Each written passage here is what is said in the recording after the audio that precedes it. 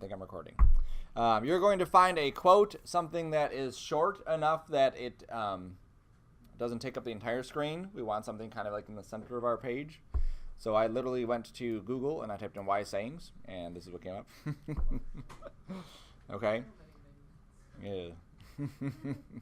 So I'm just going to steal this first one. Sometimes it's better to react with no reaction. And then there's obviously hundreds of ways you could animate it. I'm going to start off very simply. This assignment will build on it, okay? So just like our page transitions, you're going to do one, and then we'll do another one, and then we'll do another one. By the end of this, we should have at least 3, kind of like beginner, intermediate, and advanced, okay, is how we're going to do this. So I'm going to jump into After Effects and start this one. Actually, I'm going to jump into my folders. And again, because it's a new computer, everything is moved around, so I have to re-find where everything is. There it is. Okay, so I'm going to first copy my template, right? Remember that template we created a while ago? And I'm just going to call this, I guess we'll just call this wise sayings. I don't know, something. Cool. I'll open up my wise sayings project after I rename it. There it goes. Okay, so now it starts off, all of our stuff is already organized, folders are there, everything's cool. Now I want to make a brand new composition.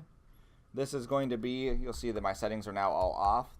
960 by 540 square pixels. So that's the 30. I'll set this to 10 seconds. That's probably a good amount of time to do that.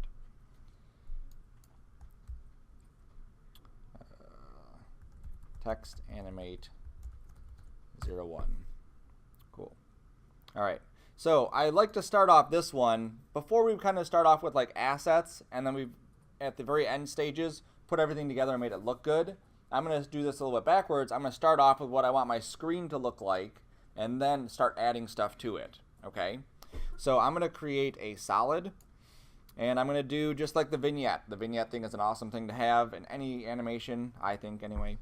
So I want to go in here and pick a neat color to use as my background, something like that maybe. Good. Okay. Then I'm going to add my vignette. So I could either duplicate that solid or I can make a new one. I'll just make a new one and make it black. And then I will go to my ellipse tool and draw an ellipse from the center. Now After Effects is kind of stupid. If you were in Illustrator or Photoshop, you hold down Alt, and what does it do? Drag from the center out, right? It does not do that here. I have to hold Control, right? Why would they be the same?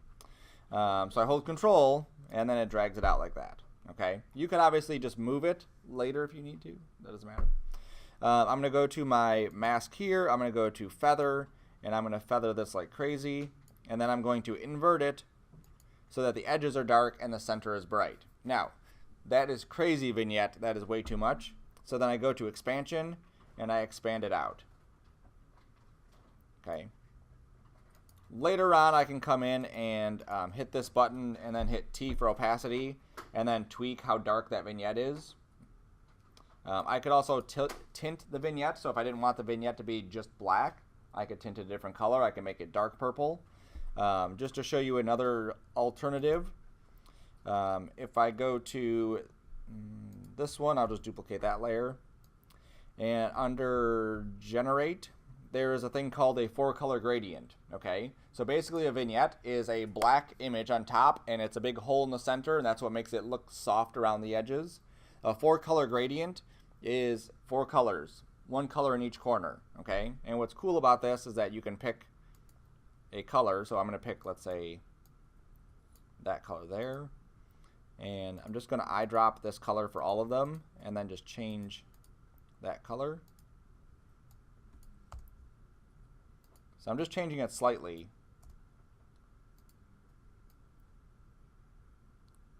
Going to have that one darker and then this one darker. There we go. So now I have a 4-color vignette. Again, it's not exactly a vignette, but it is kind of giving you that indication in a similar way that the vignette did, right? You could also use this with the vignette and get that kind of effect. So now instead of having a flat solid color behind it, you have this 4-color gradient with the vignette on top. That's another way you could do it. Even another way you could do it, I'm going to delete the 4-color vignette, the gradient, and I'm going to generate a regular gradient ramp. Okay, there we go. So this one is just like you've seen, black to white, right? I'm going to change this to a radial. And anytime you create an effect inside of After Effects, typically it'll have like a point, like a starting point. So each of these, start of ramp, you see the little crosshair, end of ramp has a crosshair. Those two things I can move. I just click here, it's hard to see, but it's right there. And I can move that end of ramp.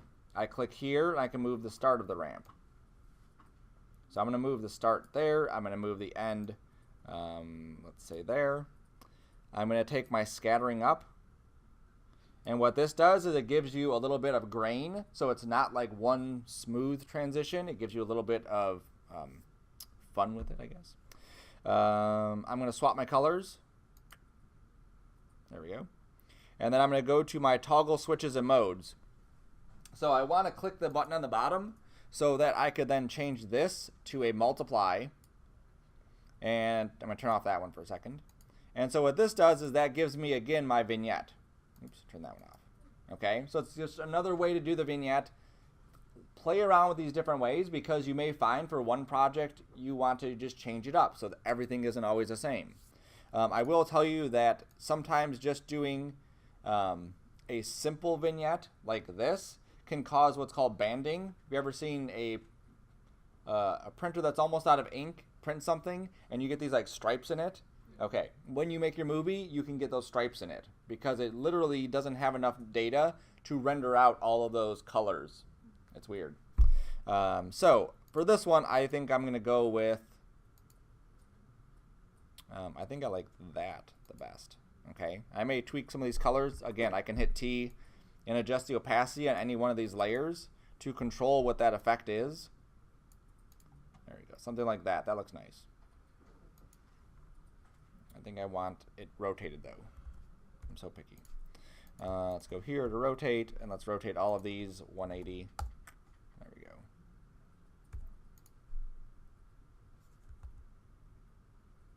I'll play with it. I'll play with it later. We'll just deal with this like this. Okay. So that's cool. What is this on? Oh, that's still showing. Whatever. Okay, so now I want to lock these because I don't want to accidentally move these or destroy them. I don't think I need that one. I'll just delete that. And I want to create my text. So I'm going to start off with my why saying, sometimes it's better to react with no reaction. And of course, it's written by wishesmessagesayings.com. I don't think I have to source them on that.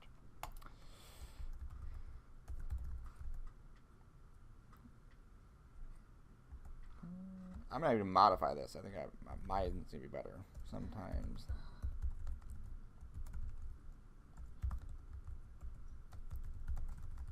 Boom. That's 10 times better. Then you don't have to say it. Right. All right. So what I want to do is have this come in. Now we talked before about title safe, right? We want to have a safe area that we don't have our text go beyond. So if I click on my title safe here, this border right there and this border right there are my title safe. Now, for something like this, you're typically not going to go around the edges for what we want people to read, but it is a good way to be able to line stuff up. So if I move this over like this, that looks like that's pretty centered.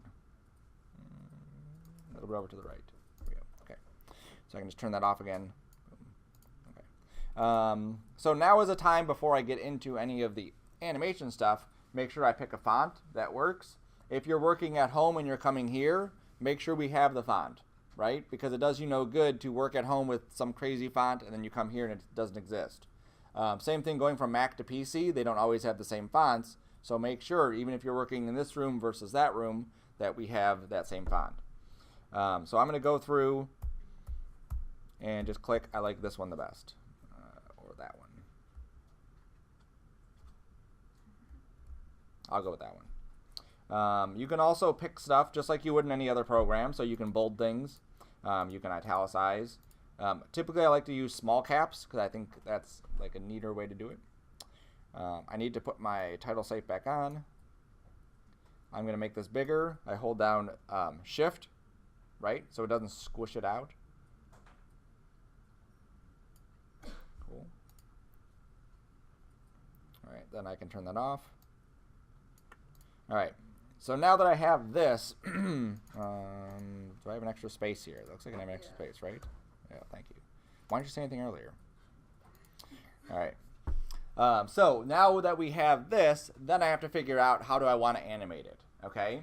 There's, just like everything, a million ways to animate something. I'm going to keep it very simple for the first one, and then we'll get more complex as we go, okay? So this one here, I'm going to use an animator. So I'm going to go to open my text.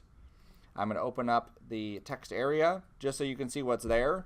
There's a source text, and you'll see there's a stopwatch, so you can actually animate what the text says. So when he was having words change, just so you can see, I'll click a keyframe, I'll go up a little bit, and I'll type in, hello, mother. All right, now it's not going to transition, it's not going to like morph into it, it'll literally just go here to here, okay?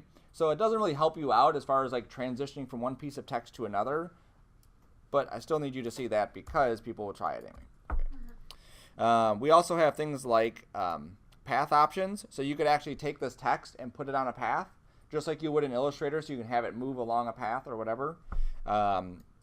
You can change the anchor point per the characters, per the words, per the line, whatever. Typically, I don't play with these settings too much. Okay. All right, so now I'm going to go to animate, and this is where, for this part of it, is where this is going to be a bit different. So now we can go into here, and I can animate any one of these things. And what's cool about it is it won't do it for the entire thing. It does it per word, per sentence, or per letter. Okay, it can get down to each letter. So the simple one is I'm just going to do position. Okay. If you can't see this, let me know too if I need to move something. So just like we had before,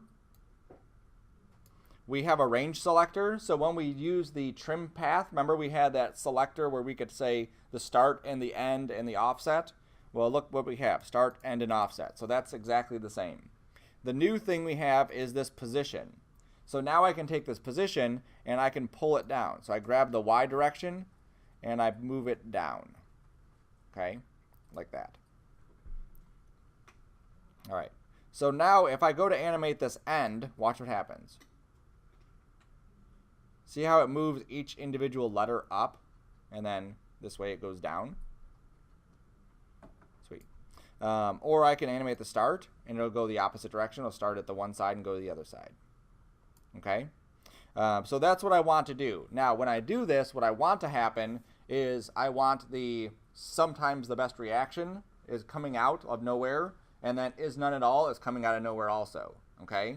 To accomplish this, I need to do a track mat, right? Just like we did before. We have a box, and our stuff comes out of the box, and now it's visible.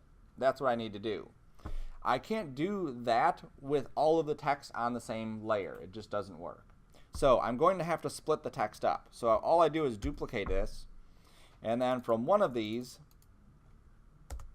I erase the top line. Now, if I were to have hit backspace, it would have moved is none at all up to that top line, like that. But what I did is I made sure that I did not backspace far enough, and I kept is none at all on one line.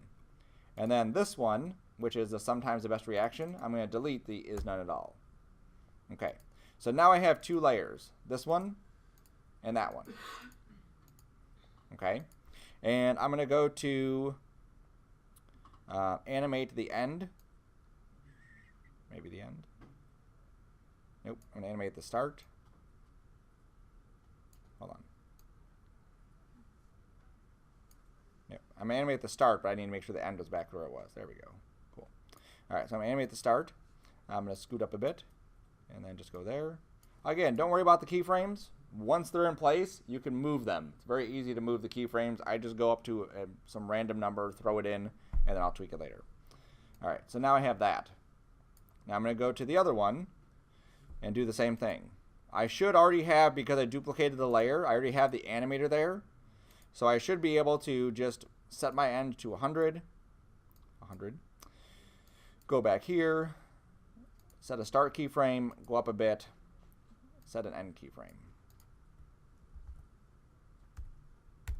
Okay, so now I have this. Okay, just by animating that one little control. All right, so now I need to just make a clipping mask for this thing to pop into. So I'm just going to make a new rectangle. I'll do it right there. And that one will be the one for sometimes. So I'll say alpha inverted. Okay, basically it's in the box now, and I want it to be visible when it's out of the box, so I inverted it. If I put the box where I want it to be, then it would just be alpha. Alpha inverted means when you're out of the box, you're visible. Alpha means when you're in the box, you're visible. Okay, I'll duplicate the shape. I'll scoochy it down. Oops.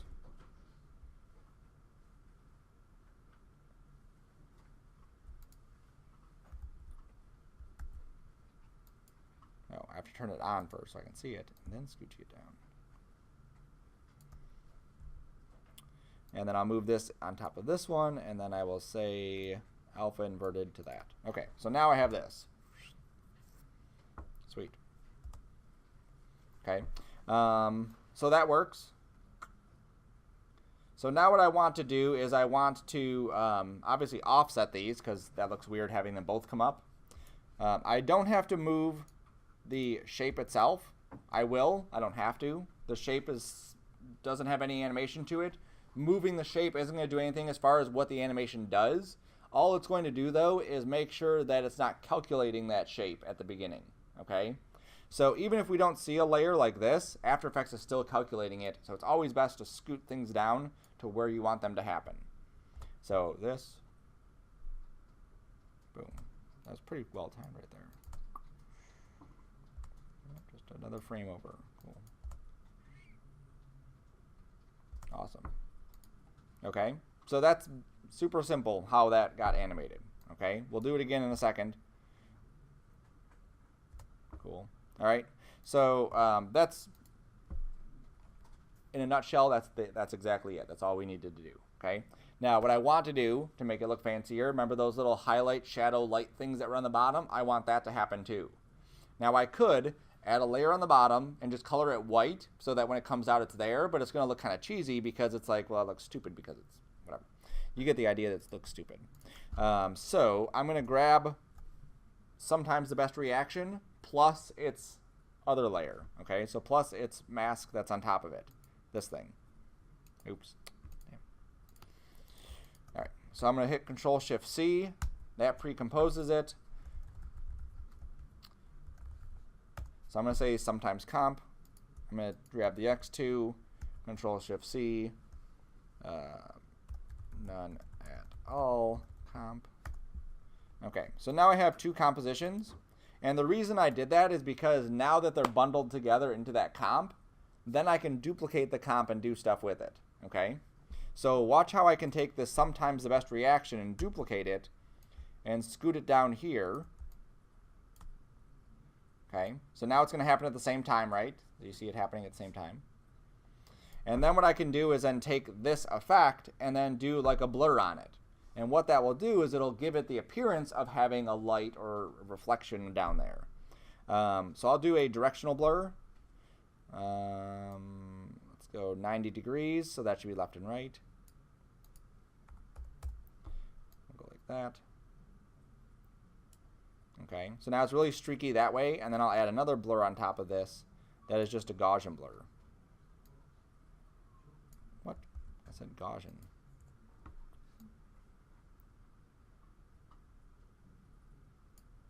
There we go.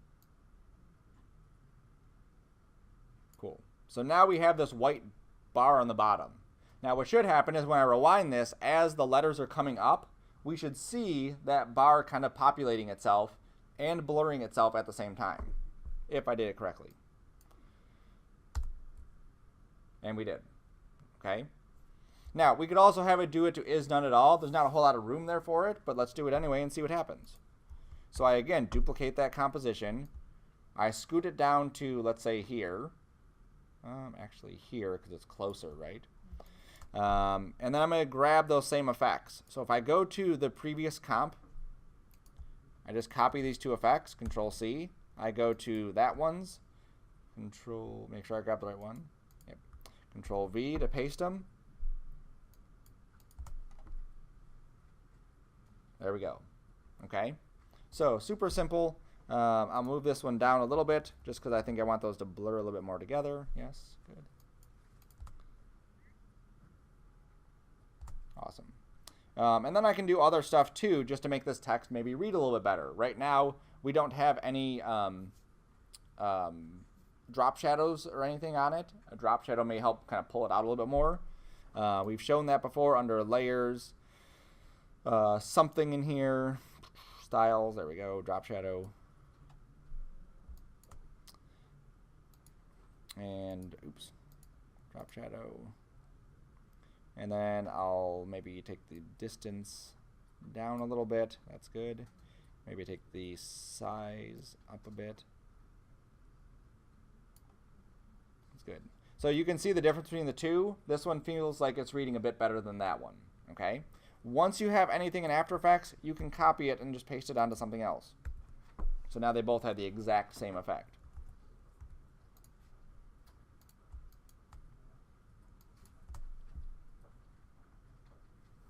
Sweet. All right, so there's number one. And now that I have my title in there, I'm actually going to go through and make sure I rename this to be what it is. Because when you do yours, you can actually have other sayings. You don't have to use the same saying for all three. And then I can go ahead and organize these, drop these into my compositions. All right. Now, I want to then do another one. Okay, so I'm going to do another one. I'm going to animate the same words. I'm just going to change how I'm animating them just so you can see different ways that we can animate these. So I'm just going to take this composition that's already set up the way I want it pretty much, and I'm just going to duplicate it. So this is my best reaction 01. So I just duplicate it. And I'll leave this as best reaction 02. That's fine. I'll leave it like that. Okay. I don't need these compositions. I'll delete those. I just wanted that background. Okay. If I want to tint the background, remember we have adjustment layers. So I can add an adjustment layer to this. I can add a color correction, hue and saturation, shift this over to a different color. And now everything else is the same, it's just now a different color. I've repurposed that whole thing. Cool. And I'll lock that. I just have to make sure that all my stuff I create now ends up on top of the adjustment layer, otherwise it'll tweak or tint all the other stuff. All right. Oops. So now let's go back to our text.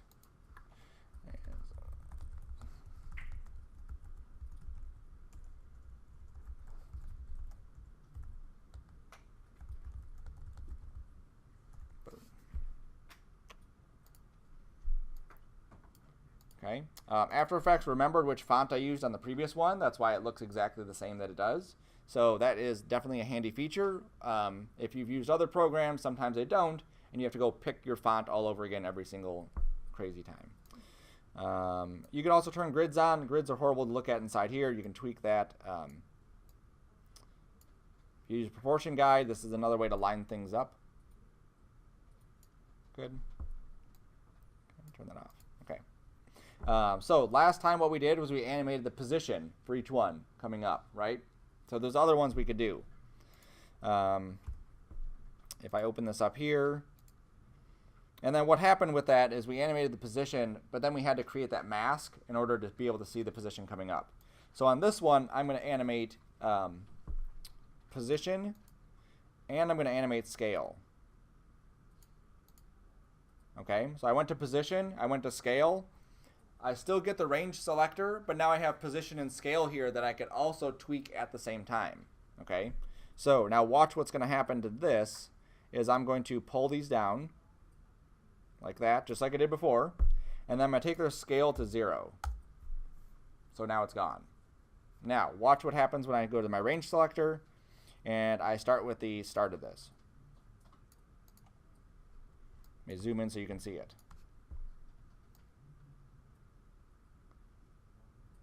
Okay, do you see what's happening to the letters? Right? So they're not just moving up, they're actually going from where they were and they're scaling up into position. So now I don't even need that layer mask, right? Now I've just eliminated the need for that thing. So that's another way that you could do that. Again, it gives you a different effect. It all depends on what you want to do with it. I'm going to really go drastic with this and like take this really far down just so you can see the effect happen. And I'll also turn my overlays off. Oh, that didn't work. Whatever. And you can really see that text kind of flying up into where they're supposed to be. Sweet. Okay. So another thing you could do. If you want to get rid of something, this animator here, that's what it is. If you want to just like, I want to trash it and start back over, just delete the animator and you're back to where you were. So I'm going to go here and I'm going to animate where's rotate? There you are. I'm going to animate the rotate. Okay, and you can see what this is going to do here, just like this. This is actually like an ugly one to do, like that rotate. I've never used that. I'm going to go back to my animate, and I'm going to enable per character 3D. Okay, so I think I talked about 3D at one point, but I never actually played with it yet. So what this will allow me to do is previous rotate, I can only rotate it basically like aligned with the camera. Now that it's 3D, I can rotate it this way, which is super awesome, because as I go to this Y direction, and I set this to -90, see how they're like facing, there you go. They're like, this one's facing perfectly away from the camera, and then this one is a little bit, and then that one's a little bit there. I'm also going to add inside here. This is another way to add stuff to this. You can actually have, this is one animator. I could have several animators on top of this one thing. I'm going to add in scale as well. And because this is per character 3D, I get 3 values for scale and not just the 2, just so you're aware of that. And then I'll take this down to 0. Okay? So what I should get here is that as it's rotating, it's scaling up. Okay? So let's go to the range selector. I'm going to rewind this, set a keyframe, come up a bit, put this at 100, and then we'll just see what this looks like. Okay, it's really quick, so you really can't see it very good, so let me just stretch this out longer than we need. Okay, is it doing the same thing? Oh, I didn't do a rotation. It's just so quick, we're not really seeing that.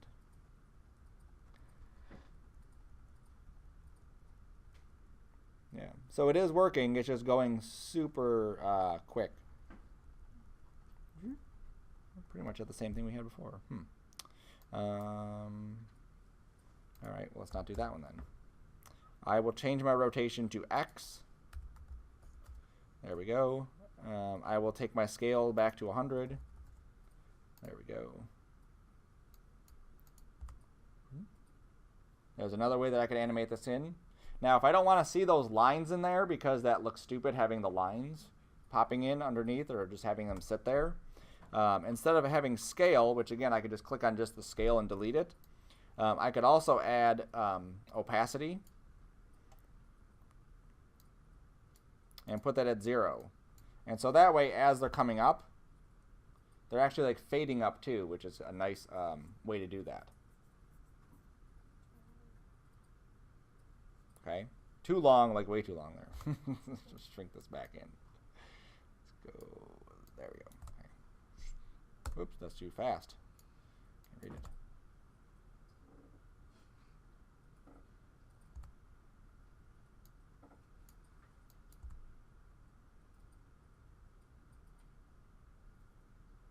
Cool. All right. Awesome. So there's another one that we could do. That's kind of neat. Let's go. I'm just going to stay in this one comp and just turn that one off and then just duplicate or animate the next one. So I'm going to delete that animator. And then I'm just going to go to, I think just opacity is what I want to do. that down. Do that. Do that. There we go. So it looks very similar to the other one. There is a subtlety to the rotating one, because you actually do see it kind of rotating up also a little bit.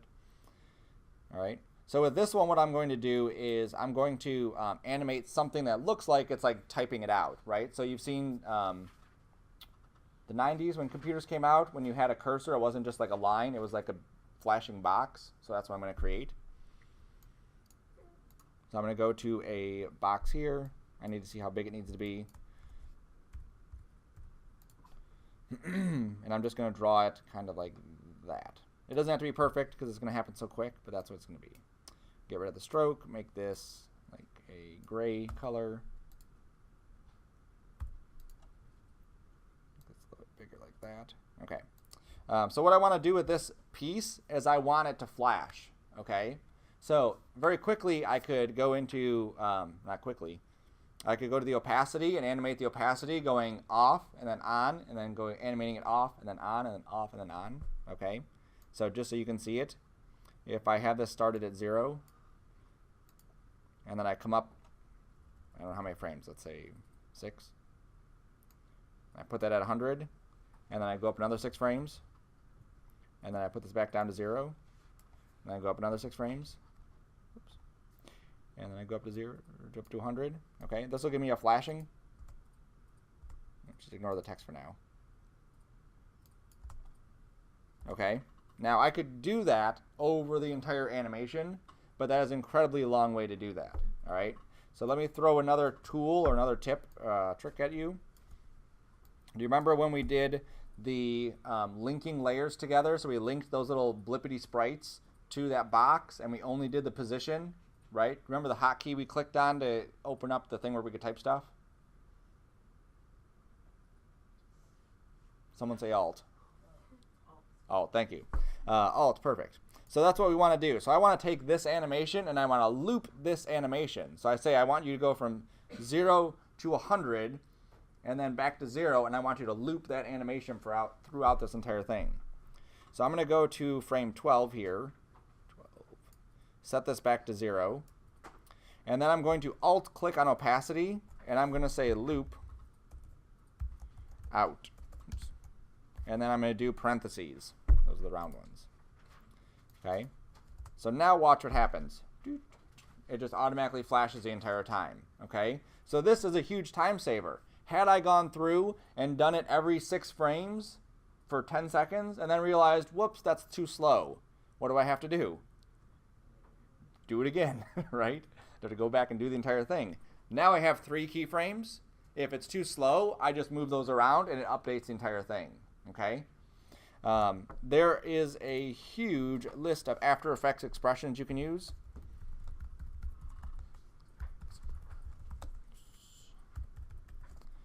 I'll just type in loop because that's a different one. Even if it says CS5, After Effects hasn't changed their expressions since, well, they have a little bit, but for the most part, they haven't changed a lot of the stuff. That's not what I want anyway. So there it is. So there's a loop. You can have it do different things. There's loop out, which is what we used. And then there's one where you would type in ping pong, which would basically go here and then come back and then go here and come back. Okay? So what that means for us here is I have 3 keyframes.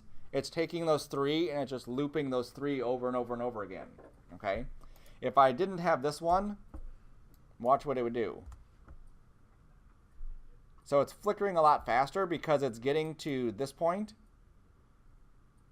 Okay, right there. And then the next keyframe after this is it just goes back to white. It goes back to 0. And then it comes back up to 100 and goes back to 0. Comes back up to 100. So if I change this inside here to ping pong, the capitals matter and the parentheses. So I did that right. There we go. Perfect. So now I'm down to 2 keyframes. Makes it obviously much simpler. Yeah, those are the 2 main ones. Okay. Cool. So I'm just going to push that a little bit closer together so maybe it goes a little faster. Okay. And there's not really a point in easing this. It's just, it is what it is. I mean, you can try it. There's only 6 frames there, so it's not going to be too drastic as to what it's doing. All right, cool. All right, so now what I need to do is I need to animate this with my text, okay? So the first thing I do, I'm just going to turn that off for a second, is I want to make sure that my text is timed out how I want it, okay?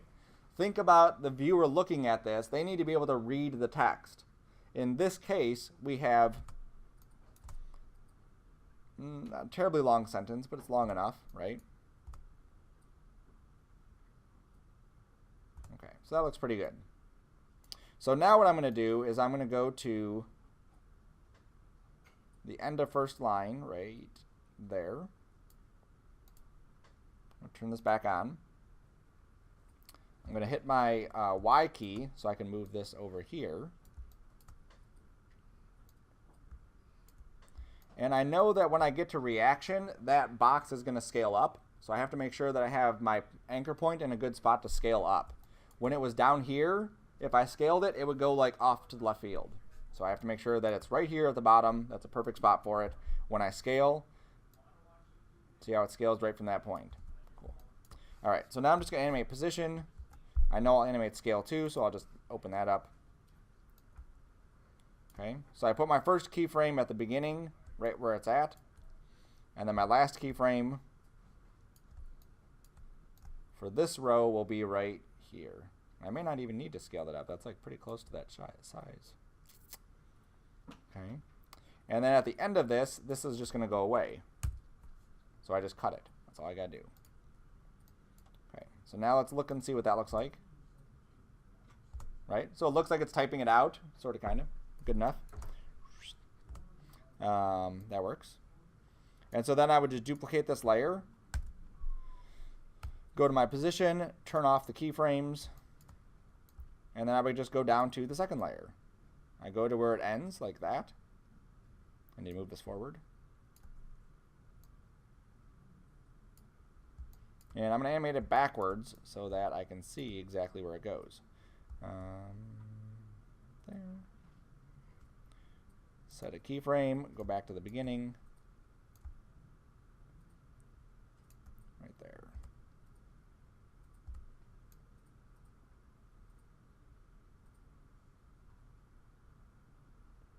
All right, now here he's getting a little bit behind. So in this case, I may want to ease this so that I can go into the graph editor, change this to a speed graph, and maybe make it a little bit faster at the beginning. There we go.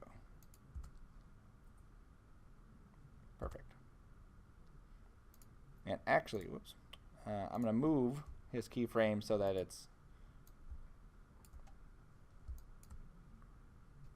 position here. It's actually after it like that. So it's going to blink for a little bit and then it'll just cut off.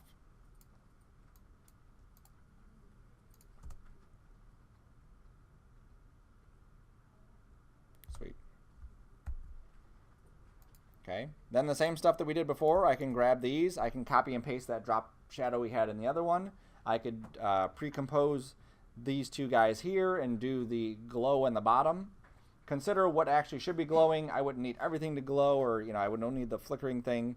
I could just do that one item. Oops, I just need the one here anyway. And actually, because this is only one layer, I probably could just duplicate this down here. I'm actually going to flip it. Let's do that too. Let's go to scale. Turn off my proportions. Make my Y -100.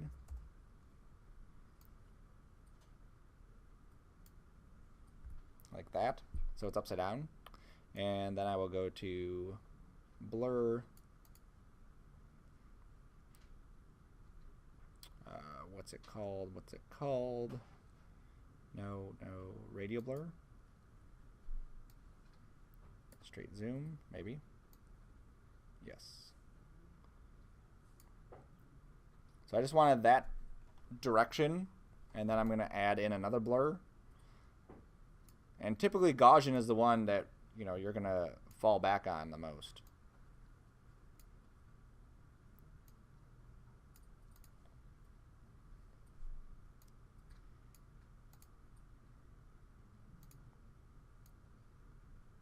Squish that a little bit more.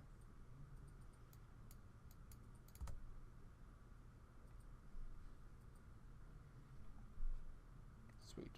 So that works. A couple other things just to add more fanciness to this. We could add another solid here, new layer solid. Yes. I'm going to squish it down to here. I'm going to add a gradient to this.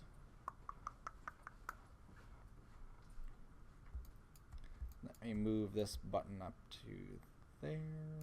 That's good. I'm going to change the mode on this one to a multiply. And then I'm going to hit T for opacity and just push that down some. And then I think I will blur this layer. Or actually I'll go with my mask. So I'll just draw a little mask on it. And then I will go to feather and I'll feather it. Too much feather. Let's go 20. And then the gradient ramp, I'm just going to push this up some more. That.